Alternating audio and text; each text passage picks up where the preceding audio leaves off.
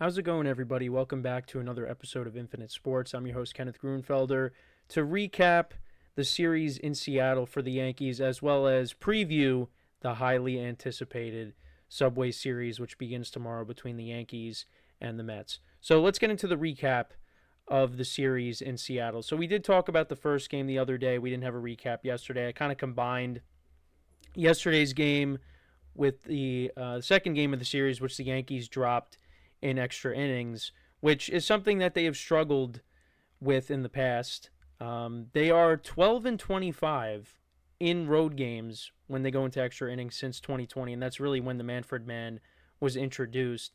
And yeah, that's what you kind of figured. The bats did go quiet in that game, in the second game of the series. Yankees were getting shut out. Brian Wu pitched very well for the Mariners in that game. Yankees were able to scratch across a run in the ninth inning, but they just couldn't get anything going in extra innings, and the Mariners won it. And that was a 2-1 final score. Then we go into yesterday. You have Luis Castillo pitching for the Mariners against Will Warren, and I really didn't like the matchup. Will Warren did pitch well, though. He continued his positive trend. Did give up a couple of runs, got into a little bit of trouble early on in the game. Julio Rodriguez hit a 2-run double, but that was all that the Mariners were able to score against him and against Yankee pitching as the Yankees slowly started to claw back into the game. They scratched across a run to cut the deficit down to 2-1. And Paul Goldschmidt, who didn't start the game, he ends up hitting a solo home run to tie it at 2. And then Aaron Judge later in the game, that was in the 8th inning, he hit a solo home run, his 15th of the season, to put the Yankees up 3-2. And that was the final score. They got their first run, the Yankees. That was on a Jason Dominguez RBI double, which scored Anthony Volpe. And the bullpen did its job. They pitched 4 scoreless innings. Tyler Matzik came in, pitched 2/3 of an inning. Ian Hamilton, an inning and a third of no runs. Fernando Cruz, and then Luke Weaver struck out the side in the 9th inning. And that was a big series, for the Yankees to pick up a series win. They continue that trend from when they took on the Athletics. They finished with a positive road trip, going 4-2 on the West Coast. And, sometimes the Yankees tend to struggle on the West Coast, but, they should have won the middle game against the Athletics. They scored a lot of runs, but their pitching gave up a lot of runs. And they definitely had their opportunities to win the middle game against the Mariners. It's just their offense really couldn't get it going. But Seattle is a very good team. They're in first place in their division. The lineup is definitely better than what it has been, in years past where they have struggled to score runs. But they have very good pitching, and the Yankees saw that in this series. And you go back to the game yesterday and the second game of the series against the Mariners, the Yankees had a lot of traffic on the bases where, they could have very easily have swept the Mariners, but, the pitching for the Mariners was able to wiggle out of it, and, ultimately they lost the middle game because, like I said, Brian Wu pitched very well, and like I said, Luis Castillo pitched well in his own right, but they were able to salvage that final game, and that's another game where the Yankees came back late. Paul Goldschmidt, like I said, coming up big to tie the game, and then, Aaron Judge again, like we said, hit his 15th home run of the season, and he's just, continuing to put together an incredible start to his season, and still batting over 400 as we are halfway through the month of May. But it was a good West Coast trip for the Yankees, and they are off today, and we get into talking about the Subway Series. One of the down things was they always won when Max Fried pitched, but he ended up not picking up the loss, obviously. But, usually when Max Fried pitches, the Yankees win. They unfortunately lost that game. But the pitching was very good. Pitching was very good in this series, and hopefully that continues going into the Subway Series, which we will get into right now. So the Subway Series is upon us. And this is probably the most highly anticipated Subway Series matchup that we've had in a long time because of Juan Soto. Juan Soto leaving the Yankees to sign with the Mets. And I will be in attendance for the first game tomorrow. Weather's not supposed to be great, but it's the rain I think is going to stop before the game starts, so we should be okay. But I mean, the weather's been awful as of late here on the East Coast, at least where I am. But it shouldn't impact the game tomorrow.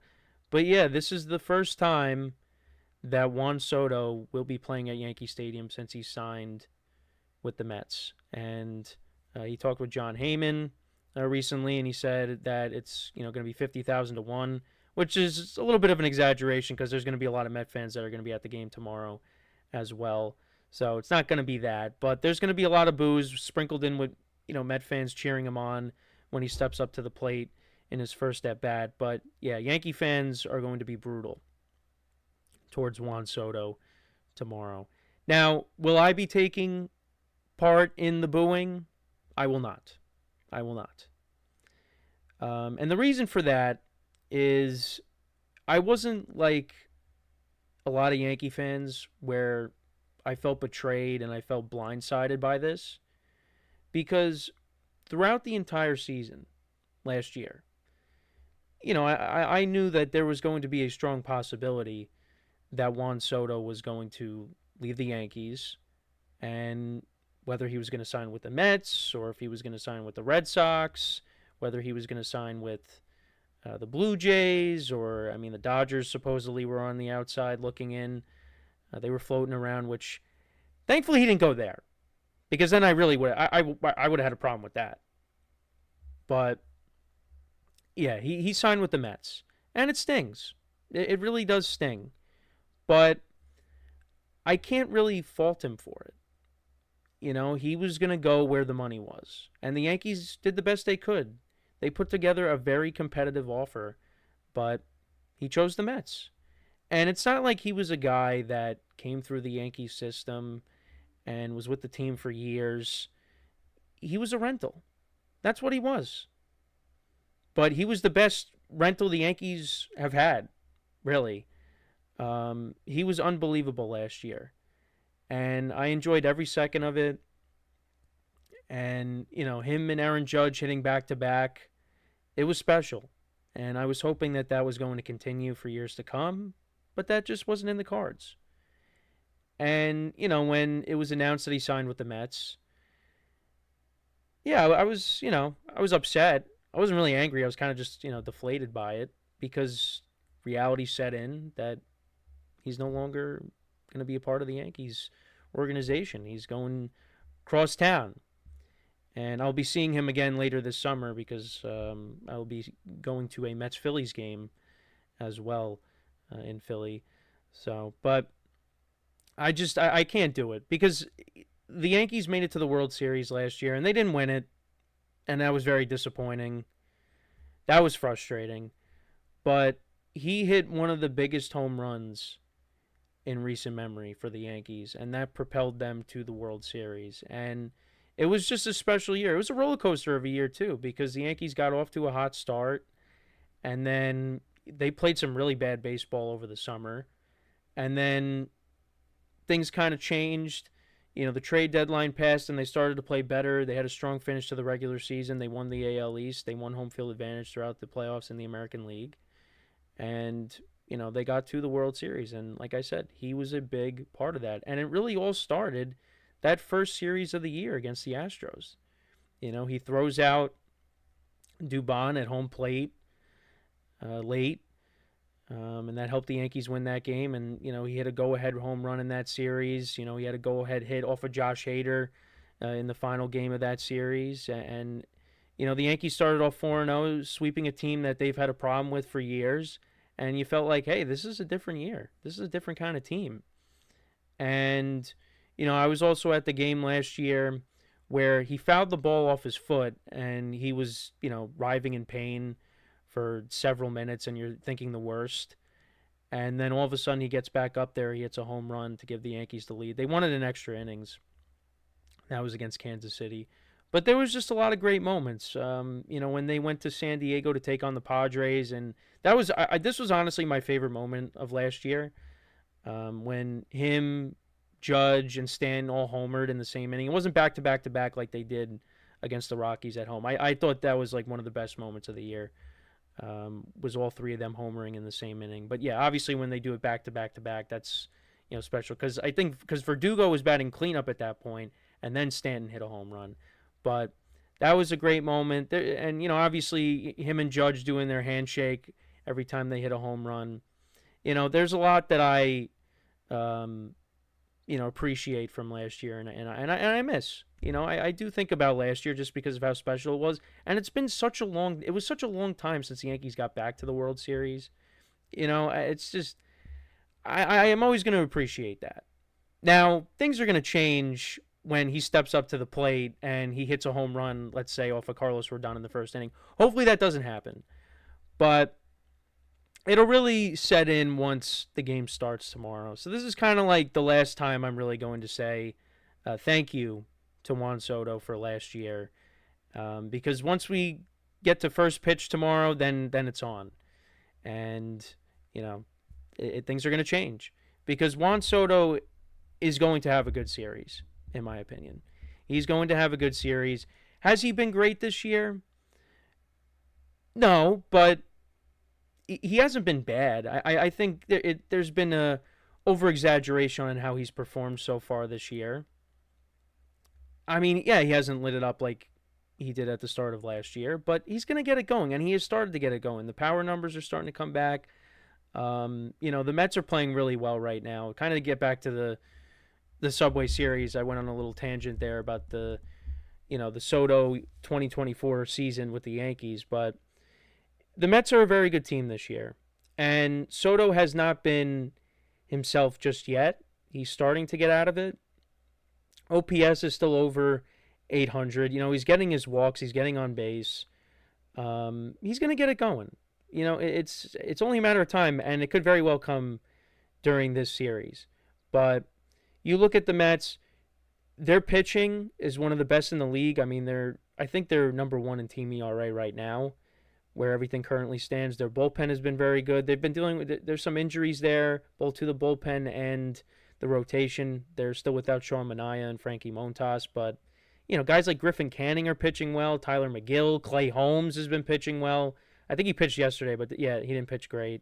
The Mets ended up losing yesterday, and actually Juan Soto got the night off yesterday.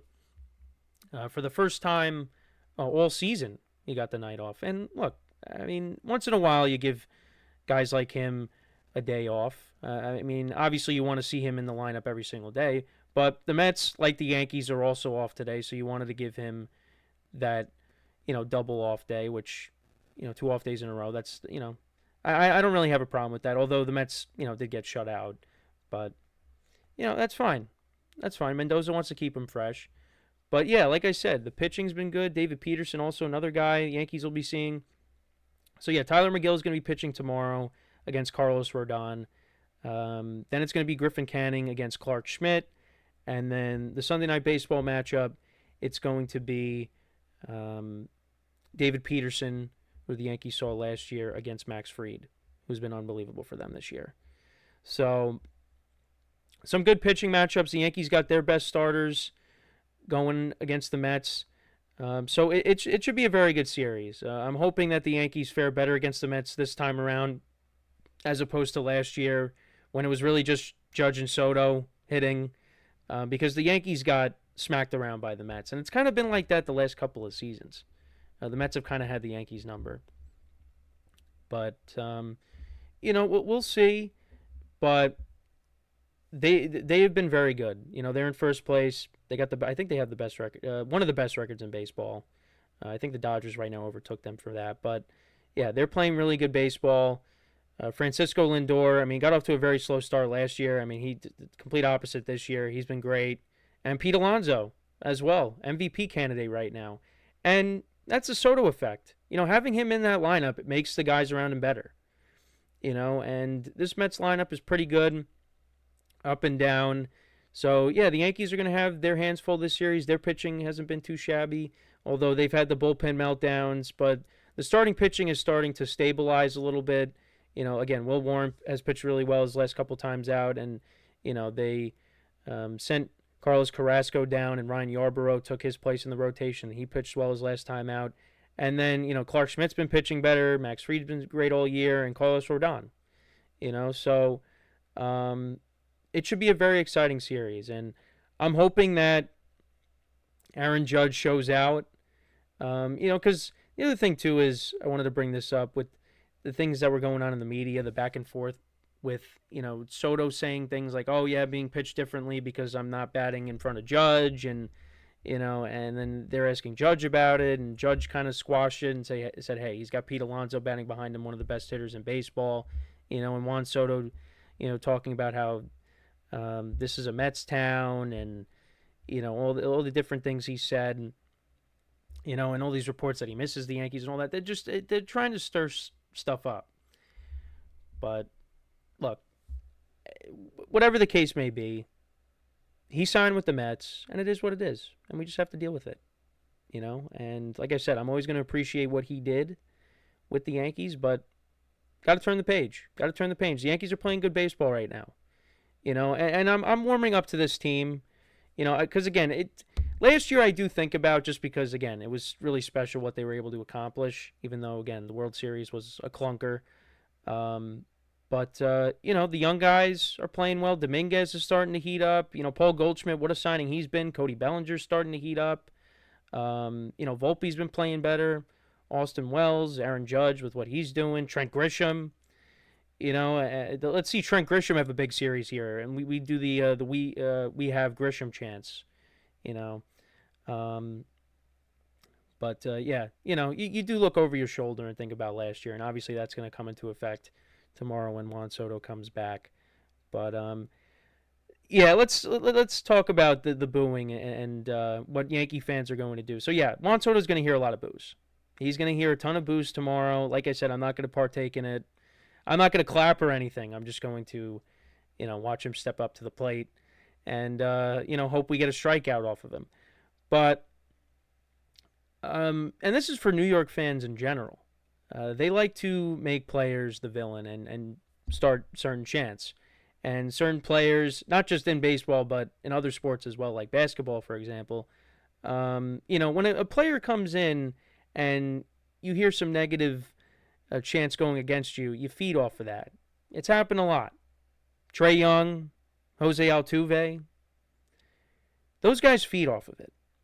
And you better believe that when Juan Soto hears all these chants, because he's going to get them, you see them on social media, start hearing it throughout the stadium, even when they're not even playing Juan Soto. It's going to be in full effect tomorrow. You better believe that Juan Soto is going to feed off of that. He is the kind of player that will feed off of that. And like I said earlier, I think he's going to have a big series. And, Yankee fans will continue to do it throughout the weekend. But I'm just warning you, you're not going to like the results. And if I'm wrong, if he ends up having a quiet series, then you could clip this and say, hey, you were wrong about this. I will gladly take that and be wrong. But he's going to have a big series. And we better be prepared for it. Because these boos and these, F1 Soto chants, they are going to wake up a sleeping giant. They are. It's just only a matter of time. And it could happen here. And like I said, he has started to come out of it. And I think he could launch in this series. And that's why I'm calling on for Aaron Judge to have a big series of his own. And he does well against the Mets. I expect that to continue. He hit a grand slam last year. Had a couple of home runs in this series at Citi Field. I was at the first game. I was horrified by that game because Garrett Cole was pitching and the balls just kept getting hit out of the yard. Mark Vientos, Brandon Nimmo, Harrison Bader. They just kept coming. They wouldn't stop. And then, Judge gave us, a little bit of hope because he hit a grand slam to make it 9-7. But you knew in the top of the ninth, the Yankees weren't going to do anything because their lineup was so thin at that point with all the injuries. You had J.D. Davis batting cleanup. And that was also when Mikal Bridges got traded to the Knicks. Was right around that moment when Judge hit the grand slam. So it was a crazy couple of minutes there. But yeah, the Mets really smacked the Yankees around. I'm looking for the Yankees. Just take the series. You know, like it's one thing if you're losing close games to the Mets, but I mean, lately they've just been getting smacked around by the Mets, and it's frustrating to watch. I mean, obviously, if you're a Mets fan, you're very happy with that, but yeah, it's been tough. I mean, the last few Subway Series games I've gone to, or a couple, the Yankees have lost. Actually, yeah, last few, because I went to the one last year. Then I went to the one in 2022. Starlin Marte hit the walk-off. And that was such a weird moment for me because that was the first time I've ever seen the Yankees get walked off. I've never seen that. You know, because, I mean, the only stadiums I've been to are Yankee Stadium and Citi Field. So, and I will be going to Citizens Bank Park this summer, like I said. So, you know, we'll cross that off the list. But it was weird seeing that. And then I went to the game in 2021. It was on the 4th of July. It was a doubleheader. And the Yankees had the lead going into the ninth inning. And Garrett Cole actually also pitched that game, too. And, yeah, Aroldis Chapman blew it in the ninth inning. Pete Alonso hit a home run, and the hits just kept coming. Jose Peraza, remember him? He hit a bases-clearing double that blew the game open there. So, yeah, hopefully this time around the Yankees get the win. I would really like to see a win. And I would also like to see, and we will recap this tomorrow, but I would like to see the Knicks win tomorrow at the same time. I mean, well, it's guaranteed that one of these baseball teams is going to win. So now we need the Knicks to win as well because they lost a clunker last night in Boston. So Game 6 of the Eastern Conference semifinals is tomorrow. We will recap that game tomorrow with Ben. We're going to recap that, and we'll also preview the game. We'll recap Game 5. We'll preview Game 6. So that'll be with Ben tomorrow. But, yeah, it could be a big night tomorrow in New York sports. So hopefully the Knicks win. But yeah, it's on tomorrow. It's for real. Like I said, this is the most highly anticipated Subway Series in a long time, and I expect it to be good. We're gonna see some good games, some good pitching, some good hitting, and yeah, as a Yankee fan, I'm hoping the Yankees come out on top. They win the series. A sweep I would love, but that's not happening. It's going to be maybe the rubber game is going to be on Sunday. But I would like to, this is my first game of the year going to, you know, and I got a couple of other games coming up, you know, in a few weeks that I'll be attending as well. Yankees Red Sox next month I'll be at. So how about that? They're playing the Yankees. They're playing the Red Sox so late. They're playing them in June. That's the first time they're playing them. It's weird. But it's also because there's less divisional games because everybody plays everyone now. So yeah, this is the first game I'll be going to tomorrow. Hopefully get off to a good start. I think they went, in the games I went to last year, they went 5-1, I want to say, and the one loss, of course, was the Subway Series game at Citi Field. But they were undefeated when I went to the stadium last year, so hopefully that trend continues. But yeah, this is going to be fun. For one last time, again, thank you to Juan Soto before we have to see him step up to the plate as the opposition tomorrow. And yeah, should be fun. But yeah, make sure to leave a like, comment, and subscribe to the video.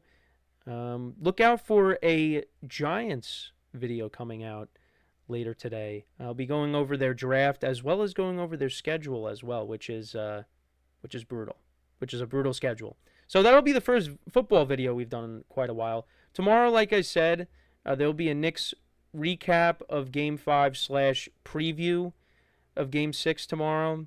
And like I said, that'll be with Ben, so we will have the full crew for tomorrow, the two of us. So, yeah. As always, though, I'm your host, Kenneth Grunfelder, signing off. Have a good one, and I will talk to you guys next time. Take care.